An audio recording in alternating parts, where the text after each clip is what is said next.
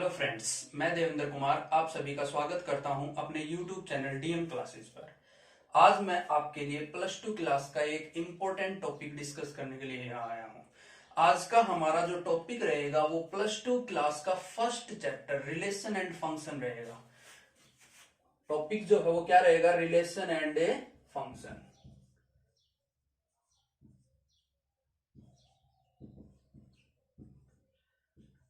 जैसा कि आप सभी को पता है कि रिलेशन एंड फंक्शन जो है वो प्लस वन में भी पूछा जाता है और प्लस टू में भी पूछा जाता है। तो जब तक हम प्लस वन का रिलेशन एंड फंक्शन कंप्लीट नहीं कर लेंगे, प्लस टू का रिलेशन एंड फंक्शन अपने को बहुत कम समझ में आएगा, क्योंकि ये उसी में आगे हमें करने का कॉन्सेप्ट है। यहाँ पर प्लस टू में जो रिलेशन एंड फंक्शन यूज होगा, वहां पर हम प्लस वन का सेट रिलेशन एंड फंक्शन का जो टॉपिक था उसको डिस्कस करेंगे, क्योंकि यहाँ पे बहुत सारा सेट का यूज होना है। उसके साथ साथ हमारा यहाँ पे बेसिक जो टाइप्स हैं रिलेशन की उनका भी यूज करेंगे। तो जहां तक मेरा मानना है कि प्लस वन की जो रिलेशन एंड फंक्शन थी वो मोस्टली आप लोग भूल चुके होंगे, याद नहीं होगा आपको, या फिर ये भी हो सकता है कि अगर आप टीचिंग के टच में हैं तो आपको याद भी हो सकता है। फिर भी हम एक बार रिव्यू करते हुए वहां से चलते हैं और अपने कॉन्सेप्ट को आगे बढ़ाते हैं। तो रिलेशन एंड फंक्शन में सबसे पहले हम रिलेशन को डिस्कस करें तो रिलेशन में हम सबसे पहले पढ़ेंगे ऑर्डर्ड पेयर। क्या पढ़ेंगे? Ordered pair. सेट के बारे में आपको ज्यादा कुछ बताने की जरूरत नहीं है। सेट होता क्या है? Well defined collection of elements या ऑब्जेक्ट्स। तो उसके बारे में तो आपको इतना ज्यादा कुछ बताने की जरूरत नहीं है। तो हम शुरुआत करते हैं ऑर्डर्ड पेयर से। कहां से शुरुआत करेंगे? ऑर्डर्ड पेयर से। तो सबसे पहले हम डिस्कस करें ऑर्डर्ड पेयर को। तो ऑर्डर्ड पेयर की डेफिनेशन क्या होती है? तो डेफिनेशन लिखे ऑर्डर्ड पेयर की तो क्या आ जाएगा? Let A and B two non-empty sets. Let A and B be two non-empty sets and A belongs to capital A, B belongs to capital B, then A comma B is an ordered pair. Is an ordered pair.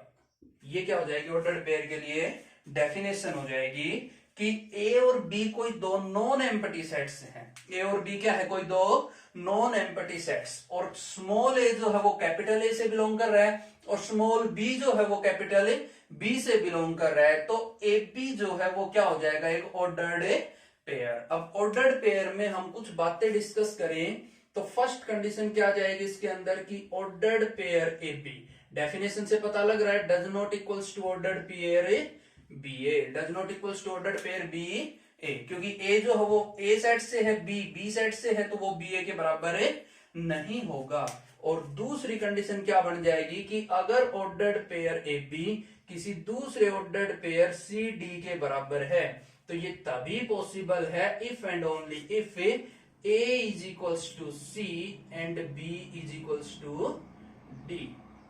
तो यहां पर समझने की बात क्या थी कि दो ऑर्डर्ड पेयर जो है वो तभी बराबर होंगे जब उसका पहला एलिमेंट पहले एलिमेंट के बराबर हो और दूसरा एलिमेंट क्या हो? दूसरे एलिमेंट के बराबर। मतलब A is equals to C and B is equals to D। ये चीज अपने को यहां ध्यान रखनी थी। और दूसरी चीज, ऑर्डर्ड पेयर ए बी जो है वो बी ए के बराबर नहीं होगा। ये था ऑर्डर पेयर के बारे में। अब नेक्स्ट चीज डिस्कस करते हैं कार्टेशियन प्रोडक्ट। Cartesian product.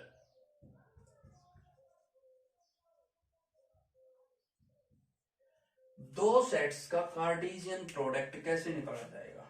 क्या निकालें? दो सेट्स का कार्टेशियन प्रोडक्ट। तो सबसे पहले मैं एक बार इसकी डेफिनेशन लिख देता हूं, फिर इसकी मैथमेटिकल फॉर्म भी लिख लेंगे। तो डेफिनेशन क्या बोलेगी कि let A and B be to non empty sets. ध्यान रखना, हमें सेट्स हमेशा नॉन एम्प्टी ही लेने हैं। Non empty sets. ए और बी जो है वो क्या है? Non empty set. Then Cartesian product, हमें कार्टेशियन प्रोडक्ट निकालना है तो क्या आएगा? Then Cartesian product is given by A cross B such that ordered pair AB for all A belongs to capital A and B belongs to capital A, B small b belongs to capital A, B। ये जो है ये Cartesian product के लिए definition होगी। क्या बोल दिया कि let A and B be to non empty sets. A और B क्या है, दो नॉन एम्प्टी सेट्स हैं। Then Cartesian product is given by A cross B। तो कार्टेशियन प्रोडक्ट है वो किससे दिया जाएगा, A क्रॉस B से। Such that ordered pair AB for all A belongs to A and B belongs to B। अब इसके लिए हम मैथमेटिकल फॉर्म लिखें तो A क्रॉस B जो है वो किसके बराबर आ जाएगा, ordered pair AB for all A belongs to capital A and B belongs to capital A, B। मतलब कहने का ये है कि ऑर्डर्ड पेयर का पहला एलिमेंट पहले सेट से और दूसरा एलिमेंट दूसरे सेट से। ये जो है ये अपना कार्टेशियन प्रोडक्ट हो जाएगा टू सेट्स का। क्या हो जाएगा, टू सेट्स का कार्टेशियन प्रोडक्ट। अब इससे नेक्स्ट चीज, इसका एक एग्जांपल लेके मैं आपको समझाता हूं कि कार्टेशियन प्रोडक्ट दो सेट्स का कैसे निकाला जाएगा। तो एक एग्जांपल लेके मैं आपको बताता हूं। जैसे लेट कर लें कि कोई सेट ए है अपने पास 2,3 और सेट बी जो है वो गिवन है 1,5। यहां से मैं कार्टेशियन प्रोडक्ट निकालूं तो वो क्या आएगा, ए क्रॉस बी। और ए क्रॉस बी जो कार्टेशियन प्रोडक्ट आएगा उसके अंदर हमने बोला कि ऑर्डर्ड पेयर आने हैं, तो पहले सेट से पहला एलिमेंट आएगा तो 2, दूसरे सेट से लेंगे तो क्या आ जाएगा 1, तो 2,1। नेक्स्ट एलिमेंट क्या आ जाएगा 2 का 5 के साथ रिलेशन, तो 2,5। उससे नेक्स्ट क्या आएगा 3,1 और उससे नेक्स्ट क्या आ जाएगा 3,5। तो ये चार एलिमेंट्स जो है इस कार्टेशियन प्रोडक्ट के अंदर होंगे। तो इस तरह से हमें क्या करना है, कार्टेशियन प्रोडक्ट निकालना है। तो कार्टेशियन प्रोडक्ट निकालने के लिए एक बार फिर से देखें। ए देखो कार्टेशियन प्रोडक्ट होता क्या, ऑर्डर्ड पेयर ए बी, जहां पे पहला एलिमेंट पहले सेट से आ रहा है तो क्या लेंगे 2 लेंगे। अब प्रत्येक एलिमेंट के साथ रिलेशन दिखाना है तो क्या आ जाएगा 2,1, नेक्स्ट क्या आ जाएगा 2,5, नेक्स्ट क्या आ जाएगा 3,1 और उससे नेक्स्ट क्या आ जाएगा 3,5। तो ये चार एलिमेंट्स कार्टेशियन प्रोडक्ट के अंदर आ जाएंगे। अब कार्टेशियन प्रोडक्ट की कुछ प्रॉपर्टीज की बात करते हैं। तो properties of Cartesian product, properties of Cartesian product. तो कार्टेशियन प्रोडक्ट की प्रॉपर्टीज की बात करें तो फर्स्ट आ जाएगा A cross B does not equals to B cross A, कि अगर A क्रॉस B हम लोग निकालें तो वो B क्रॉस A के बराबर नहीं होगा। नेक्स्ट हम बात करें कि अगर A क्रॉस B बराबर हो एम्प्टी सेट फाई के बराबर, कार्टेशियन प्रोडक्ट के दो सेट्स का किसके बराबर आ रहा हो, एम्प्टी सेट फाई, तो इसका मतलब क्या है कि A और B और both A and B are empty. मतलब कहने का ये है कि अगर किन्हीं दो सेट्स का कार्टेशियन प्रोडक्ट एम्प्टी सेट है तो वहां पर कंडीशन है कि या तो पहला सेट एम्प्टी है या दूसरा सेट एम्प्टी या फिर दोनों के दोनों सेट क्या है, एम्प्टी है, वॉइड सेट है। ये कंडीशन रहेगी। जैसे हम एग्जांपल ले लें कि कोई सेट ए है अपने पास 1, 2 और सेट बी है 5, तो जब मैं यहां से ए क्रॉस बी निकालूंगा तो वो किसके बराबर आएगा, एम्प्टी सेट। 1, 5, 2, 5 बनेगा, वो क्या है, एम्प्टी सेट, क्योंकि यहां पर कोई एलिमेंट है ही नहीं तो ऑर्डर्ड पेयर बना ही नहीं सकते। जब ऑर्डर्ड पेयर नहीं बनेगा तो वो क्या आएगा, एक एम्प्टी सेट। इस तरह से हम इसको दिखा सकते हैं। नेक्स्ट जो है प्रॉपर्टी कार्टेशियन प्रोडक्ट की, वो क्या बोलती है कि हम निकालें number of elements in A cross B. A cross B में अगर हमें नंबर ऑफ एलिमेंट निकालना हो तो वो किसके बराबर होगा, number of elements in A multiply by number of elements in B, हमेशा ये इसके बराबर आएगा। एक एग्जांपल लेके आपको समझाते हैं। जैसे ए कोई सेट है जो गिवन है 1,2, सॉरी, ए जो सेट है वो गिवन है अपने को 1 2, और बी सेट है वो गिवन है 3। ये दो सेट अपने को गिवन है, ए और ए बी। यहां से मैं ए क्रॉस बी निकालूं तो वो कितना आएगा 1 3 एंड 2 3।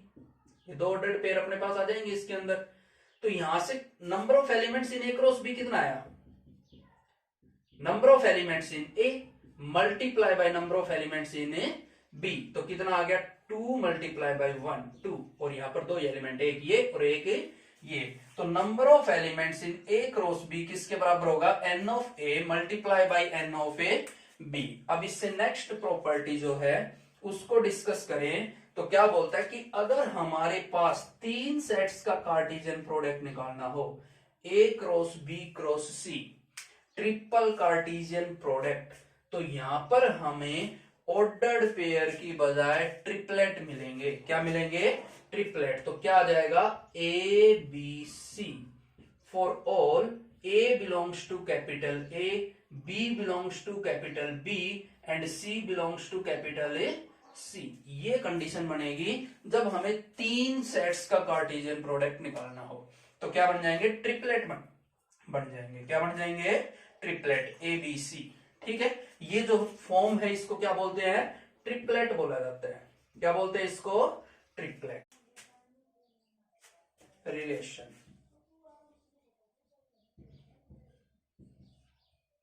अब रिलेशन की डेफिनेशन लिख के बताते हैं। सबसे पहले क्या बोलते हैं कि लेट ए एंड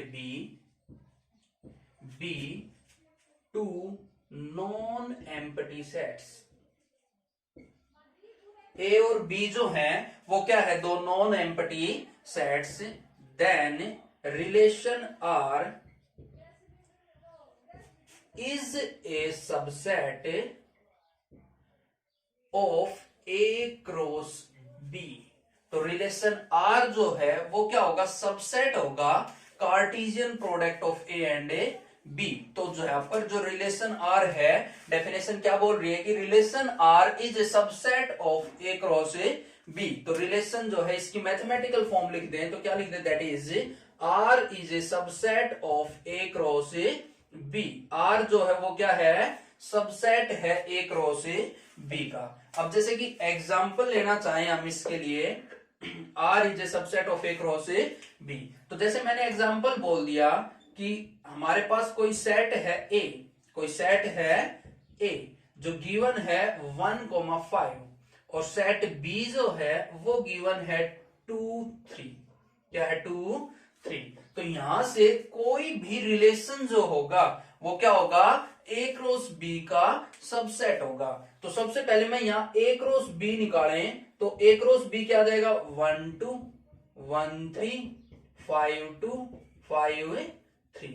ये अपने पास क्या आएगा, ए क्रॉस बी आएगा। अब ए क्रॉस बी के अंदर यहां से ए क्रॉस बी का कोई सबसेट ही क्या कहलाएगा, रिलेशन कहलाएगा। तो यहां से हम कोई भी रिलेशन निकालना चाहें आर, तो जैसे कि लिख सकते हैं कि 1 2 5 2, ये एक रिलेशन हो गया। कोई भी रिलेशन हो सकता है, वो डिपेंड करेगा कि उस रिलेशन में कंडीशन क्या गिवन है, कि उस रिलेशन में कंडीशन क्या गिवन है। अब नेक्स्ट चीज डिस्कस करें यहां पर, डोमेन ऑफ रिलेशन। कि रिलेशन के अंदर डोमेन क्या होगी, डोमेन ऑफ आर, और साथ में range of relation, range of A R. की रिलेशन की रेंज क्या होगी और ए डोमेन क्या होगी। तो यहां पर रिलेशन को हमने इसको मैथमेटिकल फॉर्म में हम इस तरह से भी लिख सकते थे कि R is given by ordered pair A B where A belongs to capital A and B belongs to capital A B for some cases, for some cases, कुछ केसेस के लिए जो कंडीशन A और B की given होगी उन cases के लिए ये रिलेशन होगा। तो हमें यहाँ डोमेन और रेंज बतानी है किसके लिए, रिलेशन के लिए। तो जो ordered pair A B relation में है उसका फर्स्ट एलिमेंट जो है वो क्या कहलाएगा, रिलेशन की डोमेन। तो यहां हम डोमेन लिख सकते हैं कि ये सबसेट होगा फर्स्ट सेट ए का, क्योंकि पहला एलिमेंट पहले सेट से आ रहा है। तो डोमेन ऑफ रिलेशन जो है वो क्या हो जाएगा, सबसेट ऑफ ए ए, और सिमिलरली रेंज ऑफ रिलेशन जो है वो क्या हो जाएगी, सबसेट ऑफ ए बी, क्योंकि सेकंड जो एलिमेंट है वो कहां से आ रहा है, सेट ए बी से, और सेकंड एलिमेंट क्या होगा, रेंज होगा। तो इस रिलेशन के लिए अगर हम डोमेन और रेंज निकालें तो क्या क्या आ जाएंगी, डोमेन क्या हो जाएगी 1 5, 1 और ए 5। नेक्स्ट रेंज निकालें तो रेंज जो है वो कितनी आएगी, 2 और ए 2। तो रेंज कितनी होगी, केवल ए 2। एलिमेंट्स को रिपीट करने की जरूरत नहीं होती है, तो रेंज कितनी आ जाएगी यहाँ पे, केवल ए 2। इस तरह से हम किसी भी रिलेशन के अंदर डोमेन एंड रेंज निकाल सकते हैं। रिलेशन का एक और एग्जांपल लेके आपको दिखाते हैं कि जैसे हमने एक नेक्स्ट एग्जांपल मान लिया कि relation R is given by x, x square ordered pair where x belongs to natural number, जहां पर x किससे बिलोंग कर रहा है, नेचुरल नंबर से। तो यहाँ पर रिलेशन के अंदर जो एलिमेंट्स है वो क्या क्या आ जाएंगे, x जो है वो 1 होगा, तो 1 का स्क्वायर भी कितना आएगा 1। नेक्स्ट क्या ले लेंगे 2, x की वैल्यू जब 2 लेंगे तो 2 का स्क्वायर कितना आएगा 4। उससे नेक्स्ट जब x की वैल्यू में 3 लूंगा तो 3 का स्क्वायर कितना आएगा 9, and up to so on, ये चलता जाएगा। नेचुरल नंबर जो है इंफिनिटी तक कंटिन्यूस करेंगे। तो ये जो है ये अपने पास क्या आ गया, एक रिलेशन आ गया। यहां पर मैं निकालना चाहूं रिलेशन की डोमेन, क्या निकाले रिलेशन की डोमेन, तो वो क्या आएगी 1 2 3 4, 1 2 3 4 अप टू सो ऑन, मतलब कहने का कि नेचुरल नंबर्स। और बात करें रेंज की तो रेंज जो है वो क्या आएगी, स्क्वायर ऑफ नेचुरल नंबर्स, तो क्या आ जाएगा 1 4 9 and up to so on. तो ये भी क्या है, सबसेट ऑफ नेचुरल नंबर्स, और ये भी क्या है, सबसेट ऑफ नेचुरल नंबर्स। और यही चीज हमने बोली थी कि डोमेन और रेंज जो है वो क्या होंगी, सबसेट होंगी रेस्पेक्टिव सेट्स की। तो ये था कुछ रिलेशन के बारे में। अब इससे नेक्स्ट जो बात है वो हम पढ़े number of relations, number of relations की नंबर ऑफ रिलेशंस क्या होंगे, नंबर ऑफ रिलेशंस किन्हीं दो सेट्स के ऊपर जब रिलेशन को डिफाइन कर रहे हैं ए टू बी, तो वहां पर टोटल नंबर ऑफ रिलेशंस कितने फॉर्म हो सकते हैं।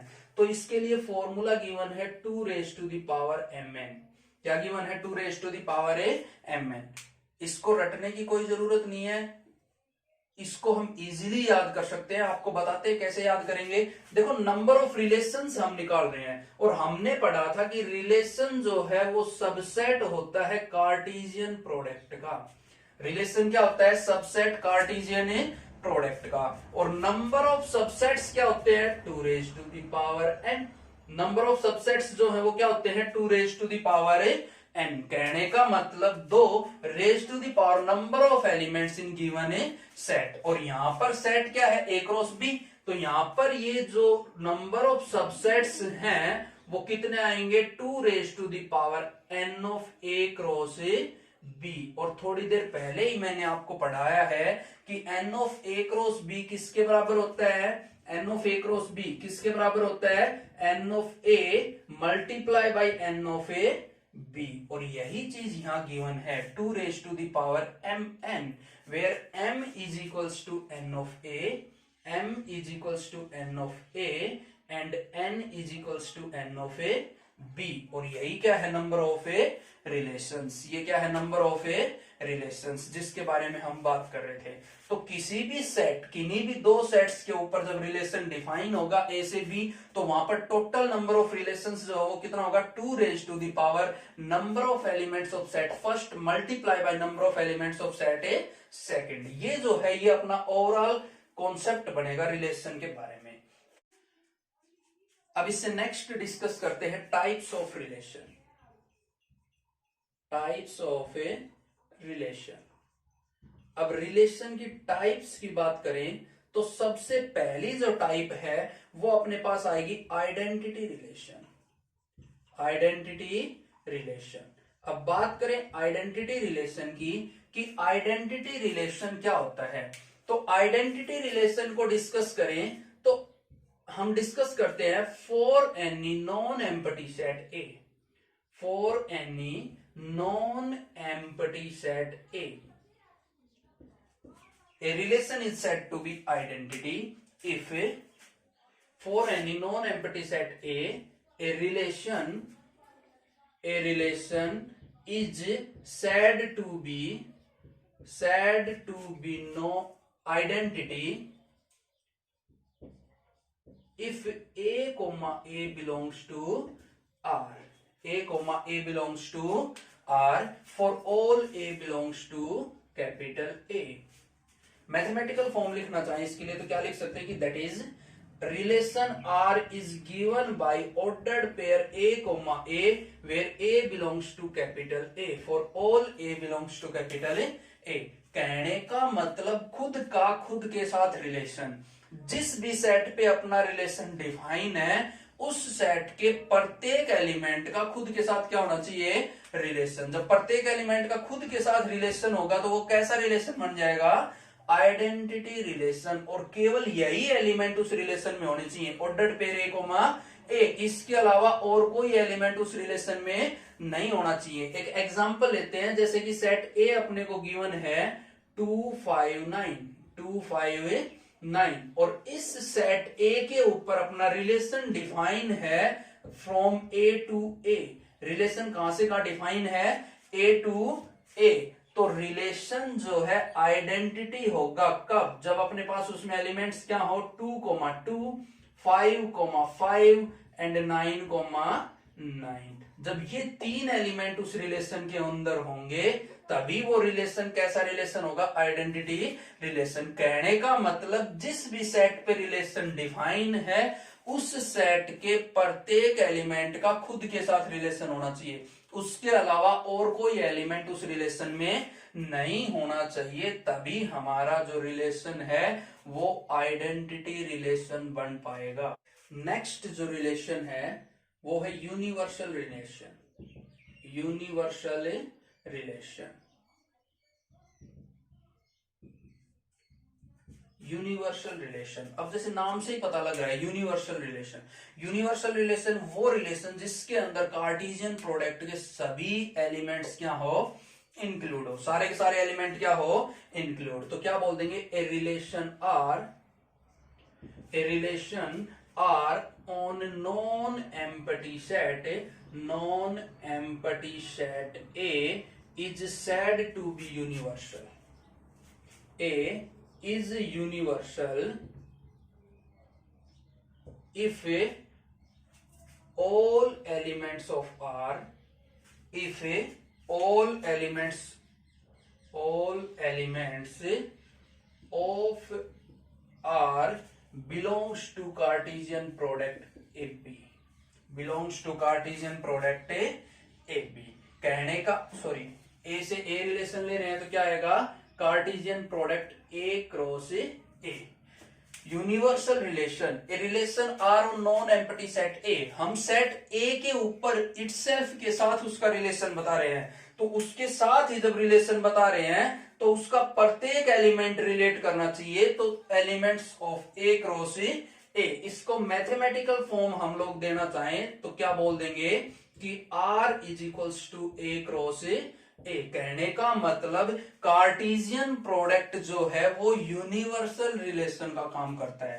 Cartesian product of given sets is always a universal relation for those sets. Cartesian product जो है वो उन सेट्स के लिए क्या कहलाएगा, हमेशा यूनिवर्सल रिलेशन कहलाएगा। अब इससे नेक्स्ट डिस्कस करें तो है वॉइड रिलेशन। वॉइड रिलेशन जिसका दूसरा नाम एम्प्टी रिलेशन भी हम लोग बोल सकते हैं, एम्प्टी रिलेशन, वॉइड रिलेशन।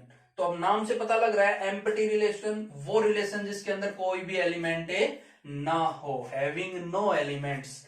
तो रिप्रेजेंट किससे करते हैं इसको, फाई से। किससे रिप्रेजेंट करते हैं, फाई से। और डेफिनेशन लिखना चाहें तो A relation R on non-empty set A is void if it have no elements। वो रिलेशन वॉइड रिलेशन कहलाएगा जिसके अंदर कोई भी एलिमेंट ना हो। हम एक एग्जांपल ले लेते हैं छोटा सा कि सेट ए है हमारे पास 2, 4, ये सेट अपने को गिवन है और रिलेशन बोल दिया अपने को कि ordered pair A B where A minus B is odd, जहां पर ए माइनस बी जो है वो क्या आना चाहिए, ओड आना चाहिए, and relation is defined from A to A. तो अब क्लियरली हमें दिखाई दे रहा है कि सेट ए के अंदर दोनों एलिमेंट कैसे हैं, इवन नंबर हैं। दोनों एलिमेंट क्या है, इवन। 2 और 4 दोनों क्या हैं, इवन। और इवन में से जब इवन को सब्ट्रैक्ट करवाते हैं तो हमेशा क्या आता है कि इवन है नंबर, और ये हमसे मांग रहा है क्या, a minus B is odd. तो वो तो पॉसिबल हो ही नहीं सकता। अब मैं इसका एक बार कार्टेशियन प्रोडक्ट लिख दूं, वहां से दिखाते हैं आपको। a cross a, Cartesian product क्या होगा, a क्रॉस a, वो क्या आएगा, a की a के साथ ही करेंगे। तो यहाँ पे एक बार दोबारा से लिख दें a को, तो a की a के साथ कार्टेशियन प्रोडक्ट, 2 की 2 से रिलेशन 2 2, नेक्स्ट क्या आ जाएगा 2 4, उससे नेक्स्ट क्या आएगा 4 2, और उससे नेक्स्ट क्या आएगा 4 4। ये 4 एलिमेंट आएंगे कार्टेशियन प्रोडक्ट में। अब इन चारों के अंदर चाहे कोई भी एलिमेंट देख लो, उनका डिफरेंस जो है वो ओड नहीं आ रहा है। यहाँ 2 minus 2 0, even number. 2 minus 4 minus 2, वो भी क्या है, इवन नंबर। यहाँ 4 माइनस 2 2, वो भी क्या है, इवन नंबर। और 4 माइनस 4 भी क्या होगा 0, which is also an even number. तो इस रिलेशन में कोई भी एलिमेंट नहीं होगा, नहीं होगा। तो ये रिलेशन कैसा रिलेशन होगा, एम्प्टी रिलेशन। कैसा रिलेशन होगा, एम्प्टी रिलेशन। नेक्स्ट जो रिलेशन है वो है इनवर्स रिलेशन। इनवर्स रिलेशन, अब डिस्कस करें इनवर्स रिलेशन को, तो क्या बोल दिया कि A relation R from A to B, A relation R from non-empty sets A to B, from non-empty sets A to B, then its inverse is R inverse is defined from B to A and given by BRA। इससे घबराने की जरूरत नहीं है। BRA का मतलब क्या है, ordered pair BA, ordered pair B, A, यही मतलब होता है इसका। तो इससे घबराने की जरूरत नहीं है कि ये BRA क्या लिख दिया है। तो क्या आ गया, R inverse is defined from B to A and given by BRA। तो ये जो है वो क्या हो जाएगा, इनवर्स रिलेशन। अब इसकी मैथमेटिकल फॉर्म लिखें तो R इनवर्स जो है वो क्या आ जाएगा, B, A, where A belongs to capital A, B belongs to capital B, and AB belongs to capital R। AB जो है वो किससे बिलोंग कर रहा था, रिलेशन से।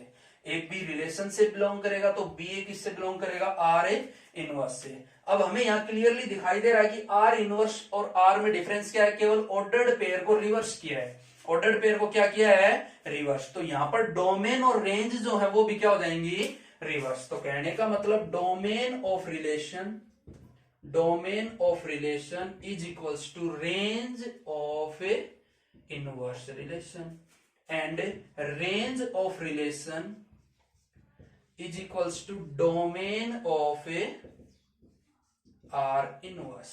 ये कॉन्सेप्ट जो है इनवर्स में लग जाएगा। अब एक एग्जांपल लेके आपको बताएं कि अगर मेरे पास कोई सेट ए है 1 2 और सेट बी है 4 5, यहां से रिलेशन निकाला हमने और वो रिलेशन था 1 5 2 4, ये कोई रिलेशन यहां गिवन था। तो यहां से जब मैं आर इनवर्स निकालूंगा तो वो क्या आएगा, इन ऑर्डर्ड पेयर्स को रिवर्स कर देंगे। क्या कर देंगे, इन ऑर्डर्ड पेयर्स को रिवर्स कर देंगे। बस यही चीज हमने देखी है कि एफ बी आर में होना चाहिए, तो बी ए क्या हो जाएगा, आर ए इनवर्स। तो इन ऑर्डर पेयर्स को क्या कर देंगे, रिवर्स। तो क्या आ गया 5 1 एंड 4 2 4 2। ये जो है ये अपने पास क्या आ जाएगा, इनवर्स रिलेशन। तो ये कॉन्सेप्ट था इनवर्स रिलेशन से रिलेटेड। और यहां तक का जो कॉन्सेप्ट था वो हम +1 में इजीली पढ़ चुके थे।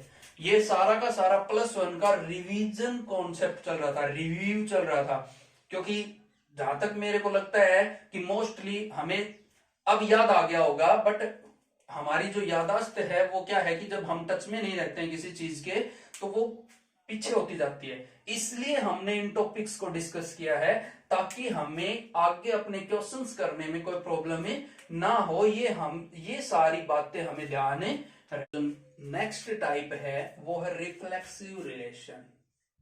रिफ्लेक्सिव रिलेशन यहां +2 में हमें रिलेशन की मोस्टली 3 टाइप्स पढ़नी है। एक कौन सी है? Reflexive relation. दूसरी क्या है? Symmetric relation. और थर्ड टाइप जो हम लोग यहां डिस्कस करेंगे वो कौन सी होगी? Transitive relation. Transitive relation. इन तीनों को 1 बाय 1 अभी हम लोग डिस्कस करेंगे। ट्रांजिटिव रिलेशन तो सबसे पहले क्या बोला? Reflexive relation. तो यहां पर वही बात, for non empty set A where relation is defined from A to A. Relation कहां से कहां डिफाइन है? A to A. अब मैं एक चीज यहां पे लिख देता हूं कि ए जो है वो क्या है? एक non empty set. Non empty set. तीनों टाइप्स में यही चलना है कि ए जो है वो क्या रहेगा? एक नॉन एम्प्टी सेट। तो रिलेशन आर जो है वो डिफाइन है ए टू ए। तो रिफ्लेक्सिव रिलेशन होने के लिए जो कंडीशन है वो क्या बोलती है? कि A comma A belongs to R. कि ए कोमा ए जो है वो क्या होना चाहिए? आर से बिलोंग करना चाहिए। मतलब कहने का कि उस सेट के प्रत्येक एलिमेंट्स का for all A belongs to capital A, उस सेट के प्रत्येक एलिमेंट का खुद के साथ रिलेशन जो है वो हमें आर में दिखाई देना चाहिए। ए कोमा ए ऑर्डर्ड पेयर रिलेशन में होना चाहिए। इसके अलावा और कोई एलिमेंट अगर उसमें है तो भी ठीक है, नहीं है तो भी ठीक है। कहने का मतलब एक एग्जांपल ले लूं मैं कि ये कोई सेट ए है अपने पास 8 10। इसके लिए मैं रिफ्लेक्सिव रिलेशन लिखना चाहूं तो क्या आएगा? 8 8 10 10। ये है smallest reflexive relation on given set ए, कि दोनों एलिमेंट्स का खुद के साथ रिलेशन, जिसको हम लोग आइडेंटिटी रिलेशन भी बोलते हैं।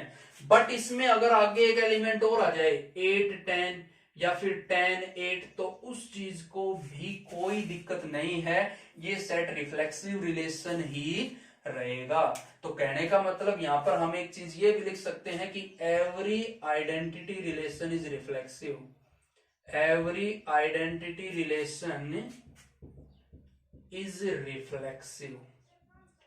प्रत्येक आइडेंटिटी रिलेशन क्या होता है? रिफ्लेक्सिव होता है। ये बात हमें ध्यान रखनी है। चाहे कोई भी आइडेंटिटी रिलेशन हो वो हमेशा क्या होगा? रिफ्लेक्सिव होगा। अब इससे नेक्स्ट हम डिस्कस करें सिमेट्रिक रिलेशन। तो सिमेट्रिक रिलेशन की भी बात वही है कि for any non empty set A relation is defined from A to A. Relation कहां से कहां डिफाइन है? A to A. such that AB belongs to R, AB belongs to R, this implies that BA also belongs to R। कहने का मतलब अगर A coma B relation में है तो उसका रिवर्स ऑर्डर पेयर भी रिलेशन में होना चाहिए। B comma A also belongs to R for all A and B belongs to capital A। जहां पर A और B किससे बिलोंग कर रही हैं? जो गिवन सेट है उससे। तो सिमेट्रिक रिलेशन में अपने को केवल इतना ही ध्यान रखना है कि जितने भी ऑर्डर्ड पेयर उस रिलेशन में है सभी का रिवर्स उसी रिलेशन में होना चाहिए। रिवर्स ऑर्डर्ड पेयर BA जो है वो वहां होना चाहिए। जैसे एक एग्जांपल ले लें कि कोई रिलेशन R है अपने पास 2 4 4 2 3 1 1 3। तो यहां पर हमारे पास टोटल 4 ऑर्डर्ड पेयर है। मैंने देखा कि 2 4 2 4 के लिए 4 2 रिवर्स है। मैं लू 4 2 4 2 के लिए 2 4 है। इसी तरह से 3 1 3 1 के लिए रिवर्स ऑर्डर्ड पेयर 1 3 और 1 3 के लिए रिवर्स लेंगे क्या है? 3 1। तो चारों ऑर्डर्ड पेयर के लिए रिवर्स ऑर्डर्ड पेयर यहां पर एग्जिस्ट कर रहा है। तो ये जो रिलेशन है वो कैसा रिलेशन है? Symmetric relation. कैसा रिलेशन है? Symmetric relation. अब इससे नेक्स्ट रिलेशन जो है वो क्या है? Transitive relation. तो इसमें भी वही आएगा कि for any non empty set A relation is defined from A to A. Relation जो है वो कहां से कहां डिफाइन है? A to A such that A B belongs to R, BC belongs to R this implies that AC also belongs to R। कहने का मतलब कि AB ऑर्डर्ड पेयर R में पहले से होना चाहिए, उसके साथ साथ BC ऑर्डर्ड पेयर भी R में पहले से होना चाहिए। अगर ये दोनों ऑर्डर्ड पेयर R में है तो इनके रेस्पेक्ट में थर्ड ऑर्डर्ड पेयर AC भी R में होना चाहिए। अगर ये तीनों ऑर्डर्ड पेयर R में है तो ट्रांजिटिव रिलेशन होगा, नहीं तो रिलेशन जो है वो ट्रांजिटिव नहीं होगा। याद रखने की बात ध्यान रखना कि पहले ऑर्डर्ड पेयर का जो सेकंड एलिमेंट है वो सेकंड ऑर्डर्ड पेयर के फर्स्ट एलिमेंट से सेम होना चाहिए। जब हम ऑर्डर्ड पेयर चूज करेंगे तो ये चीज हमें ध्यान रखनी है। और फर्स्ट और लास्ट एलिमेंट जो है वो थर्ड ऑर्डर्ड पेयर में होना चाहिए। जैसे एक एग्जांपल ले ले, relation R is given bye 1 2 2 5 1 5 5 3 2 3। ये ऑर्डर्ड पेयर अपने को गिवन है, सॉरी ये रिलेशन अपने को गिवन है। तो यहां हम एक चीज देखें, देखो अगर मैं इसको ए बी बोल दूं तो ये हो गया ए और ये हो गया बी, तो बी 2 है तो 2 से स्टार्ट होने वाले किसी भी ऑर्डर्ड पेयर को हम बीसी बोल सकते हैं जो 2 से स्टार्ट हो रहा है, तो मैं इसको भी बीसी बोल सकता हूं। और एक ऑर्डर्ड पेयर ये रहा जो बी से स्टार्ट 2 से स्टार्ट हो रहा है तो इसको भी बीसी बोल सकते हैं। अगर मैं इसको बीसी बोलता हूं तो एससी का मतलब 1 और 5, तो 1 और 5 तो ये रहा। तो कहने का मतलब कि इन तीनों ऑर्डर्ड पेयर पे तो सेट हो रहा है। बट अगर मैं इसकी बजाय इसको बीसी बोलूं, इसको बीसी ना बोलते हुए मैं इसको बीसी बोलूं तो 1 2 ये है 2 3, तो उसके लिए मुझे एससी चाहिए 1 3 जो कि इस रिलेशन में नहीं है। तो कहने का मतलब ओवरऑल ये जो रिलेशन है वो ट्रांजिटिव रिलेशन नहीं है। क्यों नहीं है? क्योंकि मैंने ऑर्डर्ड पेयर लिया 1 2 और 2 3, इसके रेस्पेक्ट में 1 3 तो है ही नहीं है, तो ये ऑर्डर्ड पेयर, ये जो रिलेशन है वो ट्रांजिटिव नहीं है। तो हम एक नया ऑर्डर्ड पेयर इसमें ऐड कर देते हैं 1 3। तो क्या अब ये ट्रांजिटिव है? तो अब चेक करते हैं। इसको ए बी माना था हमने, ये बीसी या ये बीसी, दो पॉसिबिलिटी बन सकती थी, वो हमने चेक कर ली।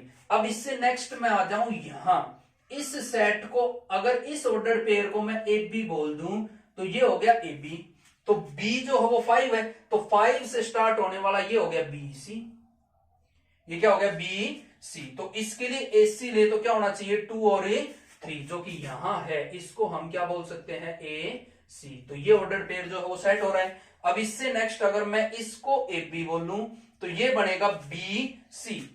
जब ये लेंगे तो 1 और 3 आना चाहिए, और 1 और 3 यहां है। तो अब जो ये गिवन रिलेशन है ये कैसा रिलेशन है? Transitive relation.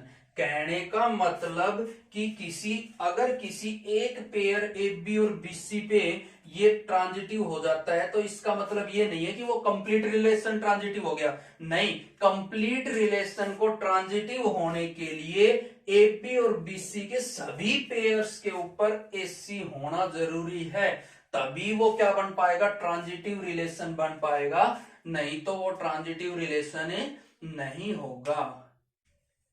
अब इससे नेक्स्ट रिलेशन जो है वो है anti symmetric relation. Anti symmetric relation, anti symmetric relation.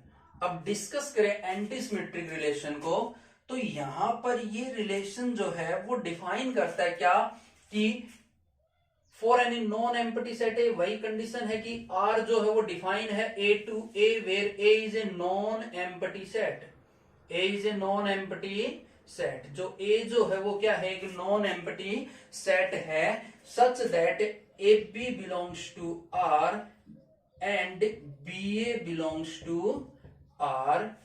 This implies that A is equals to B। ये है एंटी सिमेट्रिक रिलेशन की कंडीशन। ये किसकी कंडीशन है? एंटी सिमेट्रिक रिलेशन की कंडीशन। कहने का मतलब अगर ए बी आर में है और बी ए भी आर में है, तो अगर ए और बी बराबर हैं तो वो रिलेशन जो है वो कैसा होगा? Anti symmetric relation. जैसे कि मैं एक एग्जांपल लेके आपको समझा दूं कि 1 1 कोई रिलेशन गिवन है 1 1 एंड 2 2, तो यहां हम लोग देखें कि अगर मैं इसको ए बी बोलता हूं तो बी ए क्या आएगा? बी ए भी 1 1 आएगा, तो इसी को बी ए बोला जाएगा। इसी को क्या बोला जाएगा, BA। और अगर इस ऑर्डर्ड पेयर को एक भी बोल दें 2 2, तो A की वैल्यू 2, B की वैल्यू 2, जब रिवर्स करेंगे तो BA जो है वो भी कितना आएगा 2 2। और दोनों ही ऑर्डर्ड पेयर में हमने देखा कि क्या है, A is equals to B। तो ये जो रिलेशन है वो कैसा रिलेशन है, एंटी सिमेट्रिक रिलेशन। कैसा रिलेशन है, एंटी सिमेट्रिक रिलेशन। अब इससे नेक्स्ट चीज हम लोग डिस्कस करें, एक लास्ट टाइप जो रिलेशन के अंदर बचती है, इक्विवेलेंस रिलेशन। इक्विवेलेंस रिलेशन, तो इक्विवेलेंस रिलेशन की बात करें तो दोज रिलेशन विच आर, इसके अंदर 3 कंडीशन पढ़नी है अपने को। इक्विवेलेंस रिलेशन वो रिलेशन होगा, A relation defined on non empty set, A relation is 1 1। पहली कंडीशन की वो रिलेशन जो है वो क्या होना चाहिए, सॉरी 1 1 नहीं, क्या होना चाहिए, रिफ्लेक्सिव। कैसा होना चाहिए वो रिलेशन है, रिफ्लेक्सिव। नेक्स्ट वो कैसा होना चाहिए, सिमेट्रिक होना चाहिए। और उससे नेक्स्ट वो रिलेशन कैसा होना चाहिए, ट्रांजिटिव। कैसा होना चाहिए, ट्रांजिटिव। तभी वो इक्विवेलेंस रिलेशन बन पाएगा। अगर कोई रिलेशन रिफ्लेक्सिव भी है, सिमेट्रिक भी है, ट्रांजिटिव भी है, इफ ए रिलेशन इज, मतलब कि if a relation is reflexive, symmetric, transitive, then it is equivalence relation. Then it is equivalence relation.